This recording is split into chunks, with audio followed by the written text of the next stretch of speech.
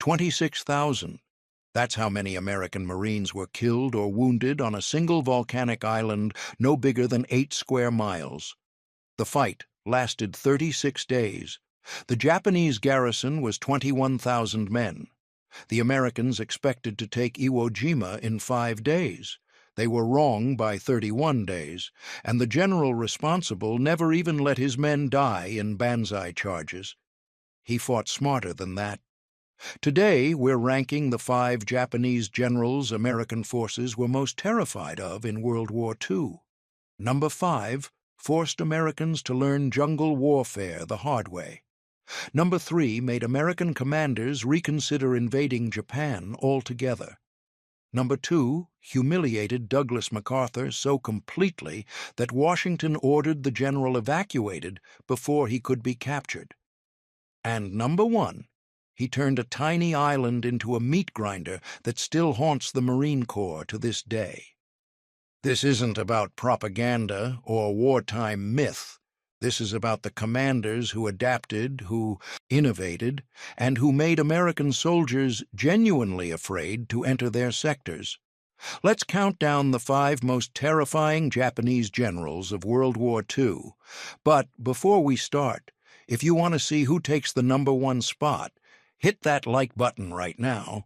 It tells YouTube to recommend this video to more history fans like you. And subscribe so you never miss our rankings. Now, let's start with number 5. Number 5, Lieutenant General Harukichi Hyakutake. Here's what you need to know about Guadalcanal. It was the first major American offensive of the entire Pacific War. August 7, 1942. Green Marines who had never seen combat, against an enemy that had been conquering everything in its path for 8 months. And the general commanding the Japanese response was Harukichi Hyakutake, commander of the 17th Army. When the Marines landed and captured Henderson Field, Hyakutake was given one order: take it back. And for the next 6 months, he threw everything he had at those American lines. What made Hyakutake terrifying wasn't his resources, it was his tactics. He systematically employed night attacks, coordinated banzai charges, and jungle infiltration on a scale the Marines had never faced. Wave after wave designed to get inside American lines before anyone knew they were there. The Battle of Edson's Ridge. September 12 through 14, 1942. Hyakutake sent 6,000 men through 17 miles of jungle to hit Henderson Field from the south. Meanwhile, Japanese destroyers ran nightly resupply missions down the Solomon Islands chain, what the Marines called the Tokyo Express, ferrying more troops and supplies under cover of darkness. 900 Marines against wave after wave of screaming Japanese soldiers charging through the darkness. For 2 days, the Japanese launched assault after assault, hand-to-hand combat in the dark, bayonets against bayonets. The Marines were pushed back along the entire length of what they renamed Bloody Ridge, and they held, barely. That was the pattern on Guadalcanal. Hyakutake would mass his forces and attack at night. The Marines would fight through chaos and darkness to hold their perimeter. In October, Hyakutake personally commanded 20,000 troops in another assault on Henderson Field. He was so confident of victory that his staff prepared documents for the American surrender ceremony. They never got to use them. Here's the critical statistic. Japanese losses on Guadalcanal: over 30,000 dead, 14,800 killed in combat. But the rest, over 9,000, died from disease and starvation as American control of the sea and air slowly strangled Japanese supply lines. American losses: 1,600 killed, 4,200 wounded. But those numbers don't capture what Guadalcanal really was. Guadalcanal was the classroom. This was where American forces first learned what fighting the Japanese actually meant. The night attacks, the refusal to surrender, the willingness to die to the last man. Hyakutake taught the Marines lessons they would carry for the rest of the war, and he did it on America's first offensive when they were at their most vulnerable. The Marines who survived Guadalcanal said the same thing. The jungle was terrifying. The disease was relentless. But the Japanese attacks at night, when you couldn't see what was coming, when you could only hear the screams, that was when men discovered what fear really meant. Number 4. Lieutenant General Masaharu Homma, April 9, 1942. 75,000 American and Filipino soldiers surrendered on the Bataan Peninsula. It was the largest surrender in American military history. The general who forced that surrender was Masaharu Homma, and the man he humiliated was Douglas MacArthur. MacArthur had promised to defend the Philippines. He had 130,000 troops under his command. He told Washington he could hold the beaches and drive back any Japanese invasion. He was catastrophically wrong. When Homma's 14th Army landed at Lingayen Gulf on December 22, 1941, MacArthur's beach defense collapsed within a day. His forces were pushed back, then pushed back again. Within weeks, MacArthur's army was trapped on the Bataan Peninsula, cut off from supplies and reinforcements. Homma's approach was methodical. He probed, he pressured, he maintained steady operational tempo while siege conditions did their work. When Tokyo demanded faster results, Homma refused to waste his men in costly frontal assaults. His superiors were furious. They thought he was too cautious, too contaminated by Western ideas about preserving soldiers' lives. But Homma understood something. The Americans on Bataan were already dying. Disease and malnutrition were doing what bullets couldn't. For 99 days, the defenders held out.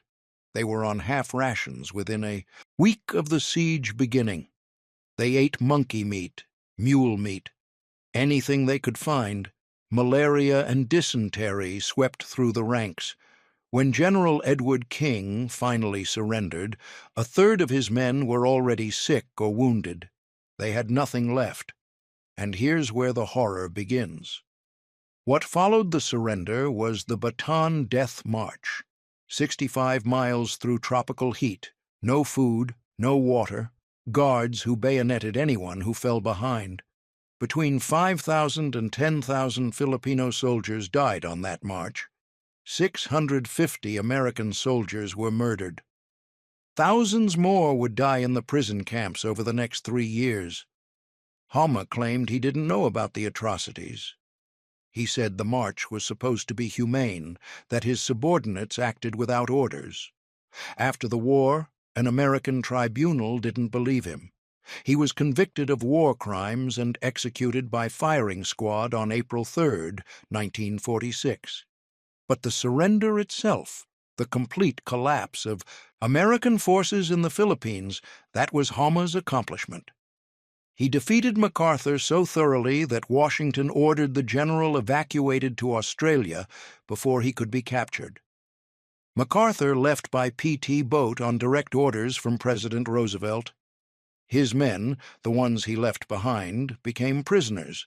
MacArthur vowed to return, and when he did, 3 years later, he made sure Homma paid the ultimate price.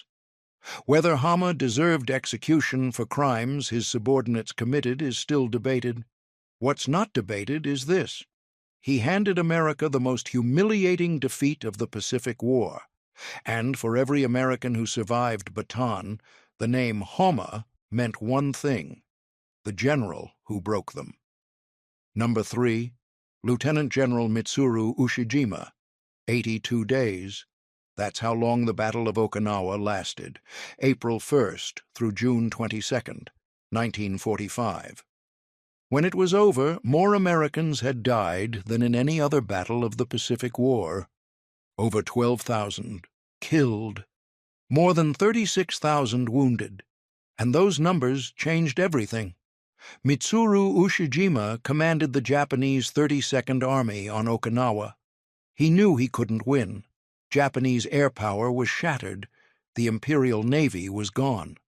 There would be no reinforcements, no resupply, no rescue. Ushijima's mission wasn't victory, it was attrition. Make the Americans pay so dearly for Okinawa that they would reconsider invading Japan itself. And he nearly succeeded. Ushijima studied what had failed on other islands. The beach defenses that got obliterated by naval gunfire, the banzai charges that wasted lives for nothing. He threw out the playbook. Instead, he let the Americans land unopposed. On April 1st, 60,000 troops walked ashore expecting a bloodbath. They found nothing. The first few days felt like a gift. It was a trap. Ushijima had concentrated 100,000 troops in the hilly southern region of Okinawa, tunnels, bunkers, interconnected defensive, positions that couldn't be hit by naval artillery. The Japanese called it defense in depth. The Americans called it hell, the Shuri Line, a series of fortified ridges stretching across the island. Every ridge was a fortress. Every cave held soldiers who would fight until they were burned out. Sugarloaf Hill cost the Marines nearly 4,000 casualties to capture. Hacksaw Ridge. That's where Desmond Doss earned his Medal of Honor, pulling wounded men off a cliff while Japanese soldiers tried to kill him. For 2 months, the Americans ground forward through mud, monsoon rains, and constant fire. Progress was measured in yards. Casualties mounted every day. The Japanese held every position until resistance was physically impossible, then retreated to the next line. And then there was the sea. 1,500 kamikaze aircraft dove into the American fleet off Okinawa. 30 ships sunk. Over 300 damaged. Nearly 5,000 sailors killed. It was the largest sustained kamikaze campaign of the entire war. Ushijima fought until June 22nd. When his final position was about to be overrun, he and his chief of staff committed seppuku overlooking the ocean. His last message to Tokyo pledged that he would apologize to the emperor with his death. Here's why Ushijima belongs on this list. Okinawa was so brutal that it profoundly shaped American strategic thinking. President Truman, the Joint Chiefs, and military planners looked at the casualty projections for invading the Japanese home islands and saw a nightmare. If one island cost this many Americans, what would an invasion of Kyushu cost, or Honshu? The estimates ranged from hundreds of thousands to over 1 million American casualties. Nobody wanted to fight another Okinawa. And that calculation, that terror of what an invasion would cost, was a major factor in the decision to use atomic bombs instead. Ushijima didn't save Japan, but he made America weigh nuclear weapons against an invasion that could have dwarfed D-Day in bloodshed. That's the legacy of Okinawa. That's why Ushijima is number 3. Number 2, General Tomoyuki Yamashita, the Tiger of Malaya. If you asked soldiers in 1942 to name the most feared Japanese general, the answer was always the same. Yamashita. He earned that nickname in 70 days, and he earned it by doing the impossible.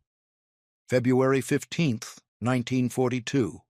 Singapore, the fortress that could never fall. 80,000 British, Australian, and Indian soldiers surrendered to Yamashita's 25th Army. It was the largest surrender in British military history, and Yamashita did it with 30,000 men. How? Speed, audacity, and the kind of tactical brilliance that made his enemies doubt their own intelligence reports. When Yamashita invaded Malaya in December 1941, the British expected a conventional campaign. Hold the jungle, defend the roads, fall back to Singapore and let the fortress hold. Yamashita understood that the fortress was a myth. Singapore's guns pointed out to sea. They couldn't be turned inland. And the jungle that was supposed to protect the peninsula? Yamashita's soldiers moved through it faster than anyone thought possible. They used bicycles, thousands of soldiers pedaling down jungle trails. When one unit encountered resistance, they would flank through the undergrowth and appear behind British lines. The defenders kept retreating because every time they set up a defensive position, Yamashita's men were already behind them. The British commander at Singapore, Lieutenant General Arthur Percival, had more than twice Yamashita's numbers. He had artillery, he had supplies, and he had a fortress that was supposed to hold for months. Yamashita hit him so hard and so fast that Percival couldn't organize a defense. On February 15th, with Japanese troops inside the city and water supplies running low, Percival surrendered. Yamashita captured 200,000 prisoners in 10 weeks. Singapore was supposed to prove that European colonial power could withstand Japanese expansion. Instead, it proved the opposite. Asia would never look at European empires the same way again. And here's the irony.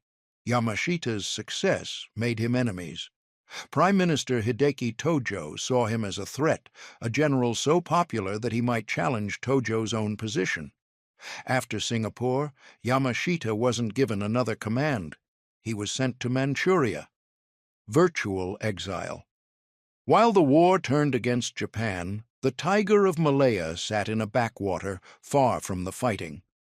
They didn't call him back until 1944, when everything was falling apart. Yamashita was sent to the Philippines to stop MacArthur's return. He took command in October, just weeks before the American landings. His troops were exhausted, his supplies were gone, and this time he was on the defensive. Yamashita fought for the Philippines for 8 months. In Manila, Japanese forces committed atrocities that would stain the occupation forever. Whether Yamashita ordered those atrocities or even knew about them is still debated. After the war, he was tried under the Yamashita Standard, the legal doctrine that a commander is responsible for crimes committed by troops under his command, even if he didn't order them. He was hanged on February 23, 1946. The Tiger of Malaya died in disgrace, but for 2 years, from December 1941 to February 1942, he was the most terrifying general in Asia. He proved that European colonial empires could be broken. He proved that speed and audacity could overcome numbers, and he proved that Japan could win. For the Americans who faced him in the Philippines, Yamashita's name alone carried weight. He was the general who had beaten the unbeatable. Even as the war turned against him, he remained dangerous. And that's why he's number 2. Number 1, Lieutenant General Tadamichi Kuribayashi. 21,000 Japanese soldiers, 26,000 American casualties, 1 volcanic island, 5 weeks of fighting that the Americans expected to last 5 days, and, at the center of it all, a general who completely reinvented how Japan fought. Tadamichi Kuribayashi was different from almost every other Japanese general. He had lived in America. He served as a military attaché in Washington and traveled extensively across the country, visiting factories, military installations, and shipyards. He saw firsthand the raw industrial power that Japan could never match. He wrote to his wife, "The United States is the last country in the world Japan should fight." But when the emperor chose him to defend Iwo Jima, he accepted. And then he did something no other Japanese commander had done. He threw out everything the Japanese army believed about defense. No beach defenses. The naval bombardment would destroy them. No banzai charges. They were suicide with no tactical value. Kuribayashi forbade them. Any officer who ordered a banzai charge would be disciplined. Instead, Kuribayashi built something unprecedented. 11 miles of tunnels, 18 kilometers of underground fortifications connecting pillboxes, artillery positions, and bunkers. 5,000 caves. Every position was connected to every other position. You could destroy one entrance, and soldiers would emerge from another 100 yards away.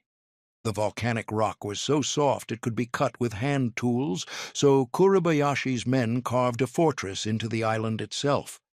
The Americans arrived on February 19th, 1945. They expected resistance on the beach.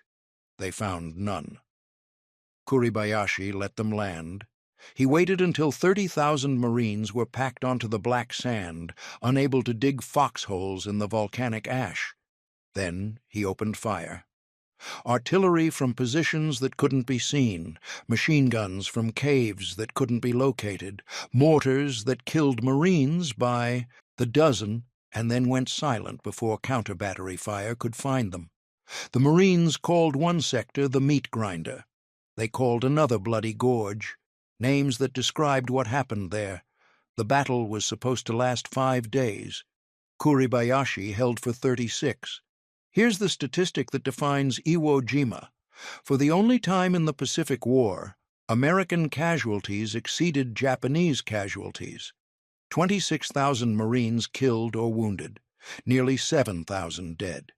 The Japanese lost 21,000 men, but they made the Americans bleed for every inch of that island.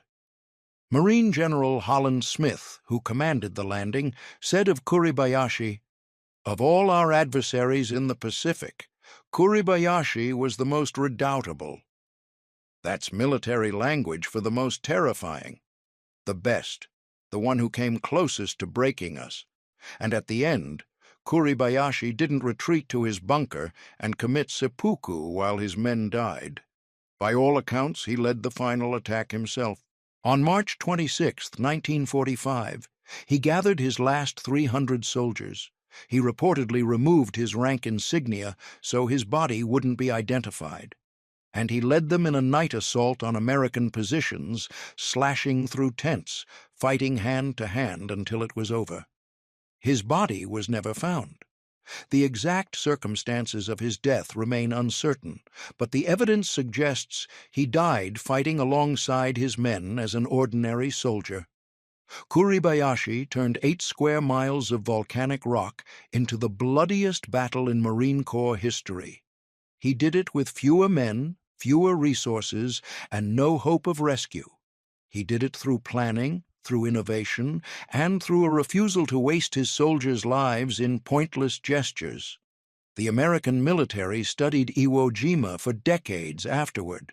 They still study it today. What Kuribayashi built there, the defense in depth, the tunnel networks, the calculated attrition, those tactics showed up again in Korea, in Vietnam, in every conflict where an outgunned defender wanted to bleed a superpower. Tadamichi Kuribayashi knew he was going to lose. He said as much in his letters home, but he also knew something else. He could make victory cost so much that the Americans would think twice before doing it again. And when Okinawa came 2 months later, when the casualty projections for invading Japan started circulating, when the atomic bombs dropped on Hiroshima and Nagasaki, part of that calculation traced back to one general on one island who showed exactly how expensive the Pacific War could become. That's why he's number 1. Not because he won, because he made winning hurt. Let's add them up. Hyakutake on Guadalcanal, Homa at Bataan, Ushijima on Okinawa, Yamashita in Malaya and the Philippines, Kuribayashi on Iwo Jima. 5 generals, 5 battles that shaped the Pacific War, 5 names that American soldiers learned to fear. The Pacific was a different kind of war. No front lines that moved like in Europe. No civilians welcoming liberators. Island after island, cave after cave, a grinding war of attrition against an enemy that would not surrender. These 5 generals were the best that enemy had to offer, and the cost of defeating them still echoes in American military history. But here's the real question. Did we get the ranking right? Should Yamashita be number 1? Should Ushijima rank higher for Okinawa's influence on the atomic bomb decision? Drop a comment right now and tell us your ranking. Tell us who we missed. Tell us who doesn't belong on this list, and tell us where you're watching from. Our community spans the entire world, and you're part of what makes this channel work. If this ranking changed how you see World War II, smash that like button. Every like tells YouTube this is content people want to see. Hit subscribe and turn on notifications so you never miss our deep dives into military history. We've got more rankings coming, more forgotten stories, more history that doesn't make it into textbooks. Thank you for watching. These generals deserve to be remembered for what they actually did, not what propaganda turned them into. We'll see you in the next one.